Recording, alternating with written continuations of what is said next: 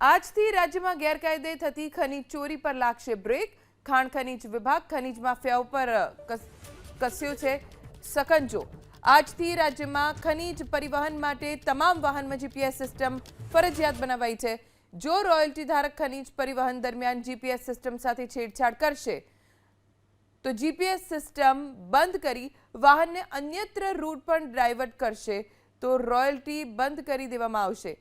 રાજ્યના જીઓલોજી અને માઇનિંગ વિભાગના કમિશનર ધવલ પટેલે રાજ્યમાં ખનીજ પરિવહન માટે આજથી નવો પરિપત્ર અમલી કર્યો છે, જે અન્વયે રાજ્યમાં ખનીજ પરિવહન કરતા તમામ વાહનોમાં જીપીએસ સિસ્ટમ ફરજિયાત છે.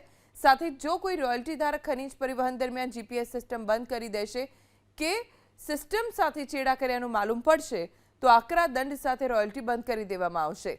રાજ્યમાં હાલમાં વીટીએમએસ સિસ્ટમ એટલે કે વ્હીકલ ટ્રેકિંગ મોનિટરિંગ સિસ્ટમ અમલી હોવા છતાં મોટાભાગના વાહનો ખનીજ પરિવહન દરમિયાન તેમના માન્ય જીપીએસ ઉપકરણો બંધ કરી દેતા હોવાનું સામે આવતા નવા નિયમ અમલી બનાવવામાં આવ્યા છે.